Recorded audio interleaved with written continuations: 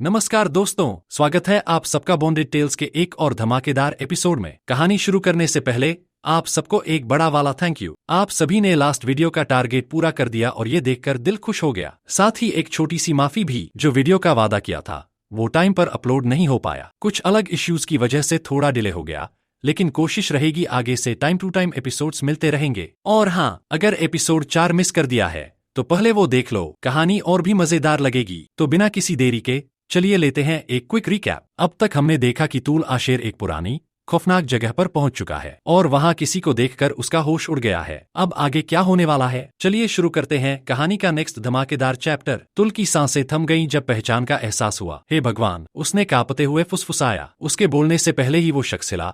उसका चोटों से भरा लेकिन फिर भी अडिग चेहरा सामने आया। उसकी सूजी हुई लाल आंखों में गुस्सा धधक रहा था। हाँ, आशेर ने ठंडी आवाज में कहा। यही है मिस्टर नोब, यही कंपनी की फाइनेंस में गड़बड़ी के पीछे था। तुल ने हैरानी से आशेर की तरफ देखा। तुमने इसे इतनी जल्दी कैसे पकड़ लिया? आशेर ने ब्रिस्क की तरफ इशारा किया। ब्रिस्क ने इसे ट्रैक किया, उसके बाद बस एक्शन लेना था। तुल ने ब्रिस्क की तरफ देखा। तुम कमाल के हो। ब्रिस्क ने हल्का सा सिर हिलाया। उसकी नजरें अब भी नोब पर टिकी थीं। आशेर ने खुद को सीधा किया। अब इसे लीगल टीम के हवाले कर देता हूँ, मेरा काम तो पूरा हो गया। तुल की आवाज में हल्कापन आ गया। तो फिर चलें, आज की हीरोगिरी काफी हो गई। आशेर ने हल्की मुस्कान दी। हीरोगिरी? अरे, इतनी जल्दी विलेन पकड़ लिया? ये तो हीरो जैसा ही काम हुआ ना। जैसे ही वे सुरंग से बाहर निकले, वहां का भारीपन जैसे खत्म हो गया। बाहर आते ही तुल ने आशेर की आंखों के नीचे हल्के काले घेरे देखे। तुम कभी रुकते नहीं ना? आशेर कार के पास टिककर बिना तारे वाले आसमान की तरफ देखते हुए बोला। जब बात चार्लट की हो तो नहीं। तुल की मजाकिया मुस्कान नरम पड़ गई। तुम्हें उसकी बहुत फिक्र है? आशेर की आंखों में स्ट्रीट लाइट की हल्की चमक पड़ी और उसका चेहरा थोड़ा मुलायम हो गया। शब्दों में बयान नहीं कर सकता। तुल मुस्कुराई और सिर हिलाया। चलो फिर घर चलते हैं, वो तुम्हारा इंतजार कर रही होगी। रास्ते में तुल ने चुटकी ली। चार्लट सच में लकी है, भले ही उसे अभी एहसास न हुआ हो। आशेर के चेहरे पर हल्की सच्ची मुस्कान आ गई। शायद मैं ही लकी हूँ। इतना कहकर आशेर कार से उतरी। उसके ख्याल अब चार्लट की तरफ बढ़ रहे थे। जैसे ही आशेर ने दरवाजा खोला, वो तुरंत ही सवालों की बौछार में घिर गई। तुम कहाँ थी? तुम्हें पता भी है कितनी देर हो गई? घड़ी देखी भी थी? मैं तो। चार्लट की आवाज किसी तेज बहती नदी की तरह बह रही थी। हर शब्द में उसकी चिंता झलक रही थी। उसके हाथ कमर पर थे, चेहरा हल्की नाराजगी और फिक्र से लाल पड़ा हुआ था। आशेर एक कदम आगे बढ़ी। उसकी शांत मौजूदगी चार्लट की तेज आवाज को चीरती हुई अंदर तक उतर गई। बिना कुछ कहे आशेर ने हल्के से चार्लट का हाथ पकड़ा और उसे अपने करीब खींच लिया। चार्लट अचानक इस इशारे से चौंक गई। उसकी पलकें झपकीं और उसके होंठ एक पल के लिए चुप हो गए। आशेर का दूसरा हाथ चार्लट की कमर पर टिक गया, गर्म और स्थिर। उसने धीरे से चार्लट के चेहरे पर बिखरी एक लट हटाई। उसकी आंखों में हल्की नरमी थी और उसकी आवाज धीमी और सुकून देने वाली हो गई। मैं तुल के साथ थी, आशेर ने बोलना शुरू किया। उसकी आवाज एकदम ठहराव से भरी थी। हमने मिस्टर नोब को पकड़ लिया, एक दोस्त की मदद से। इसी वजह से देर हो गई। वो एक पल को रुकी, फिर हल्की मुस्कान आई उसके होठों पर। मुझे तुम्हें परेशान करने के लिए माफ करना प्रिंसेस। प्रिंसेस शब्द सुनते ही चार्लट के अंदर एक अनजाना कंपन दौड़ गया। उसकी धड़कन तेज हो गई और आशेर की गहरी नजर के आगे उसकी सख्ती धीरे धीरे पिघलने लगी। उनके चेहरे अब इतने करीब थे कि चार्लट को आशेर की हल्की सांसें अपनी त्वचा पर महसूस हो रही थीं। उसकी सांस अटक गई और उसके दिमाग में अचानक वो भविष्यवक्ता की बात गूंज उठी।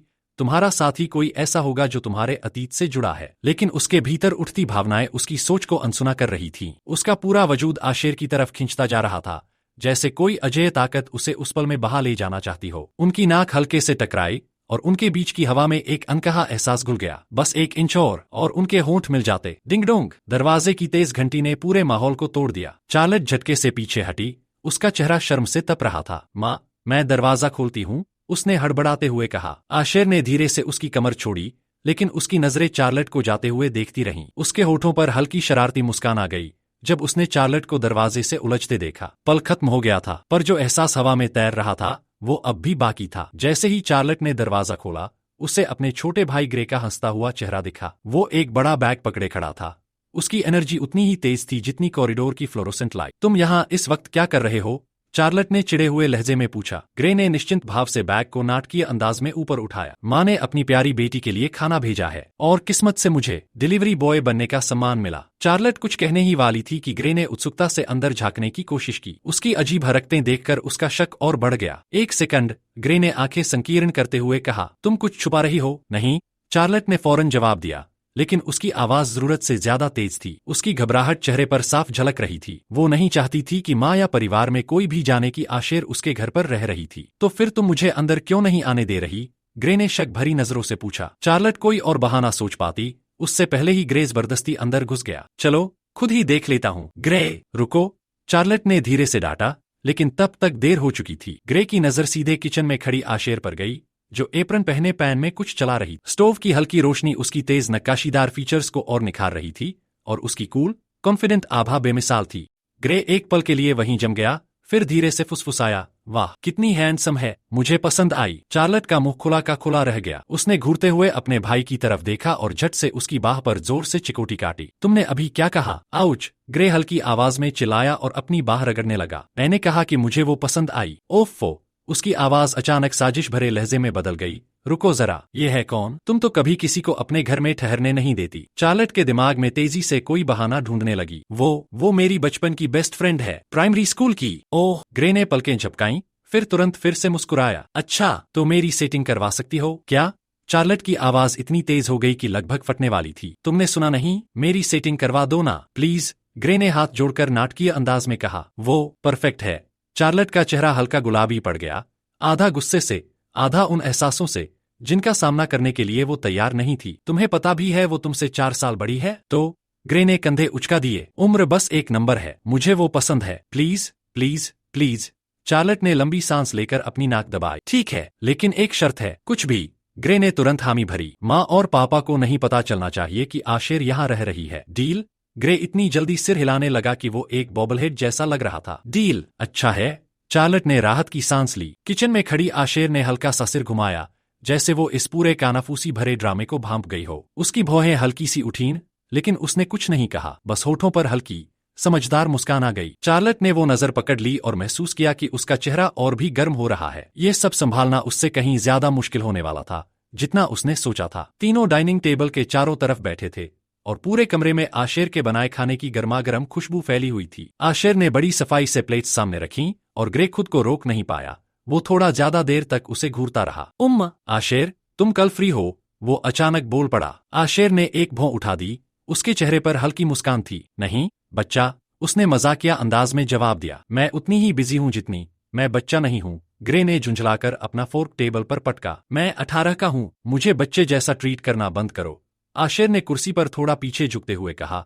लेकिन मेरे मुकाबले तो तुम अब भी बच्चे ही हो। ग्रे ने नाराजगी से मुंह फुला लिया। मैं काफी मैच्योर हूँ। ओह सच में? आशेर ने उसकी प्लेट को हल्के से 1 इंच दूर सरका दिया। चार्लट, जो ये सब देख रही थी, अपनी हंसी दबाने की कोशिश करने लगी, लेकिन उसकी मुस्कान छिपी नहीं रह सकी। लेकिन आशेर, ग्रे ने फिर से बोलने की कोशिश की, मुझे तुम पसंद हो। तुम मतलब कूल हो और शायद हम।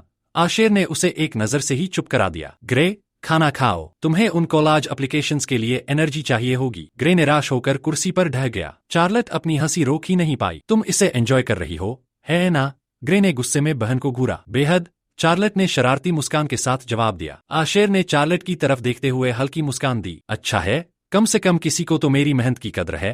उसने चुटकी ली, लेकिन उसकी नजरें चार्लट पर थोड़ी ज्यादा देर तक टिक गईं। चार्लट का चेहरा हल्का गुलाबी पड़ गया। ग्रे ने आंखें घुमाई और बड़बड़ाते हुए अपना खाना खाने लगा, लेकिन जितना भी शर्मिंदा था, वो ये बात मानने से इनकार नहीं कर सकता था कि खाना और उनका साथ भी काफी अच्छा था। चार्लट दरवाजे के पास खड़ी थी, अपनी शर्ट के किनारे को घबराहट में मरोड़ते हुए। जब उसने ग्रे को जूते पहनते देखा, उसके चेहरे पर वो उम्मीद भरी मुस्कान थी, जिसमें आत्मविश्वास और विनती का अनोखा मेल था। प्लीज चार, बस एक बार सेट करवा दो ना। चार्लट ने झुंझलाकर होंठ दबाए, लेकिन अंदर ही अंदर उसके शब्दों ने कहीं गहरे चोट की। उसने दरवाजे की लकड़ी की बनावट को घूरते हुए सोचा, ग्रे और आशेर, हाँ, वे दोनों एक साथ अच्छे लग सकते थे।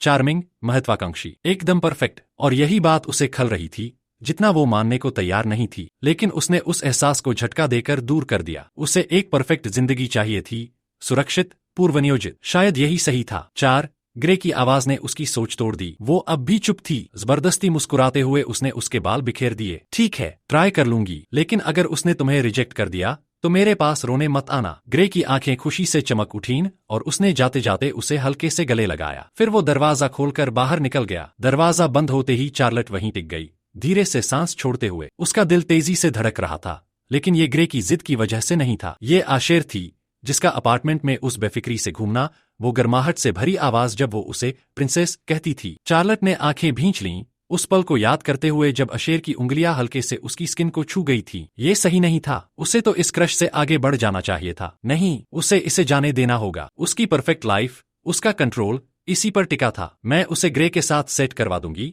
उसने धीमे से फुसफुसाया। यही सही है। लेकिन जैसे ही वो लिविंग रूम में पहुंची, उसका दिल कसकर सिकुड़ गया। आशेर किचन काउंटर से लापरवाही से टिकी हुई थी। उनकी नजरें मिलीं और आशेर की हल्की मुस्कान ने चार्लट के इरादों को डगमगा दिया। चार्लट ने तुरंत अपना सिर झटका और खुद को संभालने के लिए सोफे के किनारे को कसकर पकड़ लिया। वो इन भावनाओं को दफन कर देगी, उसे करना ही होगा। उसकी परफेक्ट जिंदगी इसी पर टिकी थी। रात बेहद शांत थी। चांदनी की हल्की रोशनी लिविंग रूम में बिखरी हुई थी। चार्लट ने अपनी नाइट रूटीन पूरी की, लेकिन फिर उसकी नजर बालकनी पर पड़ी। वहां आशेर खड़ी थी, रेलिंग से लापरवाही से टिकी हुई, एक हाथ में ड्रिंक पकड़े हुए। उसकी निगाहें चांद पर जमी थीं, चेहरा किसी अनकही सोच में डूबा हुआ। चार्लट थोड़ी झिझकी, अपने होठों को हल्के से काटते हुए फिर धीरे धीरे बालकनी की ओर बढ़ी। आशेर के इन खामोश पलों में कुछ तो था, कुछ ऐसा जो उसे अजीब तरह से अपनी ओर खींचता था। वो हमेशा मजबूत दिखती थी, जैसे पूरी दुनिया का बोझ अपने कंधों पर उठाए चल रही हो, लेकिन जब उसे लगता कि कोई नहीं देख रहा, तो उसमें एक अजीब सी नाजुकता झलकती थी। आशेर इतनी गहरी सोच में थी कि उसे चार्लट के आने का एहसास तक नहीं हुआ। वो सोच रही थी कि उसने ये मिशन क्यों लिया, जबकि वो अब तक अपनी पिछली खतरनाक असाइनमेंट से पूरी तरह उबरी भी नहीं थी। पर वो जानती थी कि असली वजह क्या थी। ये सिर्फ ड्यूटी की बात नहीं थी, ये चार्लट थी। उसने ये खतरा सिर्फ उसके पास रहने के लिए उठाया था, उसे बचाने के लिए, और शायद खुदगर्जी में सिर्फ उसके करीब रहने के लिए। चार्लट की हल्की सी आहट ने उसकी सोच को भंग कर दिया। आशेर ने हल्का सा सिर घुमाया और देखा कि चार्लट दरवाजे के पास खड़ी थी, बाहें सीने पर क्रॉस किए हुए, चेहरे पर हल्की असमंजस भरी झलक। क्या सोच रही हो? चार्लट ने धीमे से पूछा, थोड़ा और पास आते हुए। आशेर ने तुरंत खुद को संभाल लिया, उस नर्म भाव को छिपाते हुए जो कुछ पल पहले उसके चेहरे पर था। कुछ नहीं, बस जिंदगी के बारे में सोच रही थी, उसने लापरवाह लहजे में जवाब दिया, लेकिन उसकी आवाज में एक हल्की सी दूरी थी। चार्लट ने सिर हल्का सा झुका दिया, उसे ध्यान से देखते हुए। आश, मैं तुमसे कुछ पूछ सकती हूँ? आशेर की भौहें हल्की सी उठीं। बिल्कुल, उसने कहा, हालांकि उसके दिल में हल्की सी बेचैनी महसूस हुई। चार्लट ने हल्का गला साफ किया, उसकी नजर आशेर के हाथ में पकड़ी ड्रिंक पर गई। तुम्हें ग्रे कैसा लगता है? उसका स्वर जरूरत से ज्यादा कैजुअल था। आशेर के होंठों पर हल्की सी मुस्कान आई। सच कहूं तो मैं उसे ठीक से जानती भी नहीं, आज ही पहली बार मिला हूँ, लेकिन बड़ा मजेदार बच्चा लगता है, उसने बड़ी सोच समझकर जवाब दिया। चार्लट ने बच्चा शब्द पर गहरी सांस खींची। उसके हाथ अनजाने में आपस में कस गए। मेरा मतलब, रोमांटिक तरीके से। उसकी आवाज अब लगभग फुसफुसाहट में बदल गई थी। आशेर ने पलकें झपकाईं, इस अप्रत्याशित सवाल से थोड़ा चौंक गई। उसने धीरे से अपना ग्लास नीचे किया और चार्लट की आंखों में देखा, एक ऐसी नजर जिसमें हल्की सी हैरानी और कोई अनकहा एहसास झलक रहा था। रोमांटिक? उसने धीरे से दोहराया, सोचते हुए। मुझे लगता है मैं उसे बस छोटे भाई की तरह देख सकती हूँ। अगर तुम्हें बुरा लगा तो माफ करना। चार्लट ने तेजी से सांस छोड़ी, जैसे अचानक कोई भारी बोझ हट गया हो। उसके गाल हल्के गुलाबी हो गए। नहीं, कुछ नहीं, उसने हड़बड़ाते हुए कहा और तुरंत दूसरी तरफ देख लिया, ताकि अपने चेहरे की राहत को छिपा सके। उसकी उंगलियां दरवाजे के फ्रेम को कसकर पकड़ रही थीं। हमें अब सो जाना चाहिए, उसने जल्दी से कहा। उसकी आवाज जरूरत से ज्यादा ऊंची थी, जैसे किसी अनकहे तनाव को तोड़ने की कोशिश कर रही हो। आशेर के होंठों पर हल्की जाने वाली मुस्कान खेल गई। हाँ, उसने धीरे से जवाब दिया, अपना ग्लास बालकनी की टेबल पर रखते हुए। जैसे ही वे दोनों अंदर जाने के लिए मुड़े, उन्हें एहसास हुआ कि वे एक ही दिशा में बढ़ रहे हैं। संकरी चौखट में उनके कंधे हल्के से टकरा गए और उस हल्के स्पर्श से चार्लट के भीतर एक झटका सा दौड़ गया। वह बीच कदम पर ही असहज होकर ठिठक गई। आशेर भी रुक गई। उसकी लंबाई ने चार्लट को मजबूर कर दिया कि वह हल्का सा सिर उठाकर उसकी ओर देखे। खामोशी फैल गई, गहरी, भारी और अजीब सी बेचैनी से भरी। वे दोनों जरूरत से ज्यादा करीब खड़े थे। आशेर की तेज नजरों में हल्की नरमी आई, जैसे वह चार्लट के चेहरे को पढ़ने की कोशिश कर रही हो। उसने देखा कि चार्लट के होंठ हल्के से खुले, जैसे कुछ कहने वाली हो, मगर कोई शब्द बाहर नहीं आया। मैं सोफे पर सो जाऊंगी, आशेर ने आखिरकार धीमी आवाज में कहा, एक कदम पीछे हटते हुए ताकि चार्लट को जगह मिल सके। हाँ, सही, चार्लट ने कहा, लेकिन उसकी आवाज हल्का सा कांप गई। गुड नाइट, आश। गुड नाइट, चार्लट, आशेर ने जवाब दिया। उसकी आवाज कोमल थी, लेकिन उसमें एक अनजाना फासला भी था। चार्लट तेजी से अपने कमरे की ओर बढ़ी, दरवाजा बंद किया और उस पर टिक गई। उसका दिल बेतहाशा धड़क रहा था। उसने अपने होठों पर उंगलियां रख लीं, जैसे अपनी बेतरतीब सोच को थामने की कोशिश कर रही हो। बालकनी में आशेर कुछ पल और रुकी, फिर धीरे से मुड़ी और सोफे की ओर बढ़ गई। उसके अपने दिल पर उन अनकहे लफ्जों का बोझ था जो वो कभी कह नहीं पाई। तो दोस्तों, चैप्टर 5 यहीं खत्म होता है। कैसी लगी ये चैप्टर कमेंट्स में जरूर बताओ, और अगर कहानी धमाकेदार लगी हो तो लाइक बटन दबा दो। और हाँ, नेक्स्ट एपिसोड का इंतजार कितना है मुझे कमेंट्स में लिख के बताओ। आपका छोटा सा सपोर्ट मुझे और भी थ्रिलिंग कहानियां बनाने के लिए मोटिवेट करता है। एक छोटी सी रिक्वेस्ट, अगर नए हो और अब तक चैनल सब्सक्राइब नहीं किया तो अभी के अभी कर लो, ताकि कोई भी थ्रिल, सस्पेंस और धमाका मिस न हो। और अगर फैंटेसी, जीएल, पुनर्जन्म की कहानी और मार्शल आर्ट्स वाली कहानियां पसंद हैं तो मेरी अगली story Arya's journey a tale of love and magic जरूर चेक करो। लिंक मिलेगा वीडियो के एंड में। तो चलिए अगले एपिसोड में मिलते हैं एक और तड़केबाज ट्विस्ट के साथ। तब तक के लिए बाय बाय।